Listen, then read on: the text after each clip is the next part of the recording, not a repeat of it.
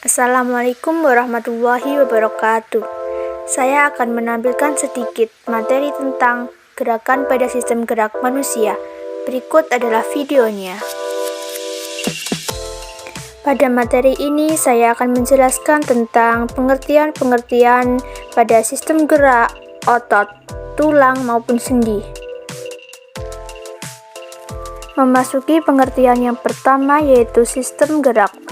Sistem gerak pada manusia atau yang dalam bahasa medis disebut juga sebagai sistem muskuloskeletal terdiri dari yang pertama adalah tulang, kedua adalah otot, ketiga sendi, dan yang keempat adalah organ-organ lain seperti ligamen dan tulang rawan. Organ-organ yang termasuk ke dalam sistem ini akan bekerja sama untuk melakukan berbagai fungsinya dengan baik. Selanjutnya, pengertian kedua yaitu otot. Otot mempunyai kemampuan berinteraksi yang dapat menggerakkan tulang dengan mekanisme tertentu sehingga otot disebut alat gerak aktif dan sedangkan tulang disebut alat gerak pasif. Tulang terdiri atas sel-sel tulang yang banyak mengandung senyawa kapur dan fosfat yang mengakibatkan tulang menjadi keras. Sedangkan sendi yaitu tempat di mana bertemunya dua buah tulang. Di sini saya akan memberikan dua contoh gerakan pada sistem gerak manusia yang mengalami permasalahan dan yang tidak mengalami permasalahan atau disebut juga sebagai sistem gerak normal.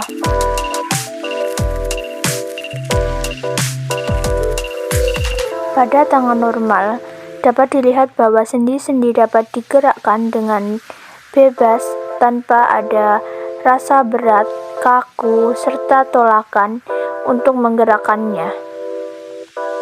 Hal tersebut karena tidak ada sebuah kelainan yang terjadi pada otot, sendi maupun tulang yang mengakibatkan sistem gerak dilakukan. Pada contoh kedua ini dapat kita lihat bahwa kaki yang digerakkan tidak dapat leluasa dan tidak dapat secara normal ditekuk serta dibengkokkan. Ada beberapa faktor yang mungkin terjadi yang mengakibatkan kaki tersebut tidak secara maksimal bekerja seperti kaki pada biasanya. Berdasarkan pengamatan yang telah saya lakukan, yang dirasakan oleh kaki tersebut adalah nyeri pada sendi. Berikut ada beberapa faktor yang bisa menyebabkan seseorang rentan terserang nyeri sendi. Yang pertama yaitu obesitas.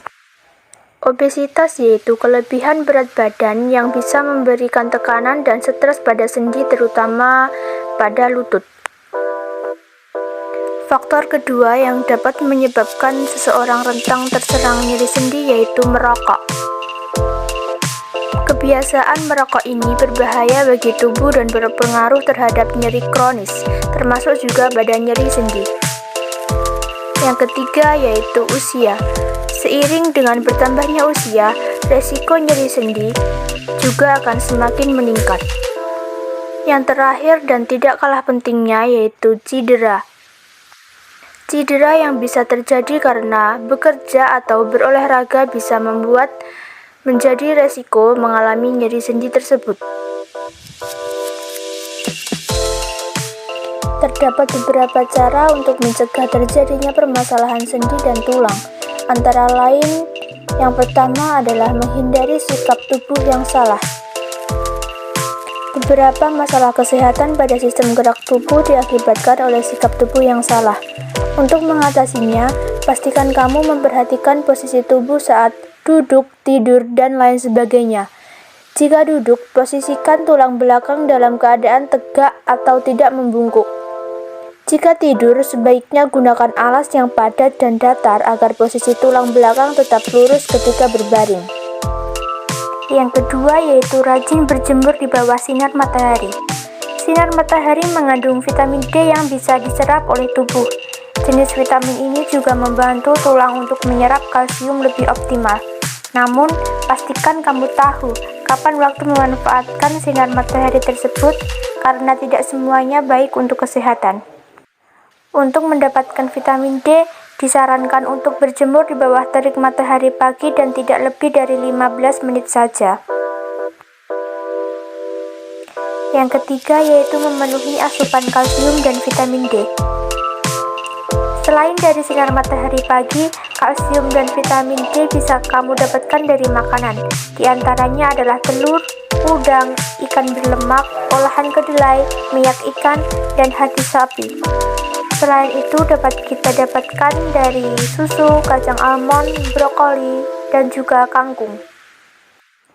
Selain dari ketiga hal tersebut, aktivitas fisik yang cukup juga harus kita lakukan. Karena melakukan aktivitas fisik yang cukup setiap harinya bermanfaat bagi kesehatan secara menyeluruh, termasuk untuk sistem gerak tubuh tersebut. Aktivitas fisik yang dilakukan secara rutin juga dapat mendorong pembentukan tulang dan menjadikannya lebih kuat sehingga memperkuat proses kerapuhan tulang. Ada banyak pilihan aktivitas fisik yang kamu lakukan seperti jogging, naik turun tangga, jalan kaki, bersepeda, atau kardio. Gejala-gejala pada nyeri sendi dapat dirasakan dan bervariasi rasanya, tergantung dari penyebabnya. Biasanya karakteristik nyeri sendi berupa rasa nyeri terasa jauh ke dalam sendi. Rasanya dapat membaik dengan cara istirahat. Kemudian rasa nyerinya tidak terasa di pagi hari tetapi semakin memburuk di sepanjang hari. Rasa yang menyebar ke paha dan keselangkangan. Rasanya nyeri sendi dapat berpengaruh pada postur dan gaya berjalan kita. Terdapat pembengkakan di persendian dan tidak bisa memindahkan sendi seperti biasanya. Merasa sensasi tulang kisi atau menangkap sesuatu ketika memindahkan persendian tersebut.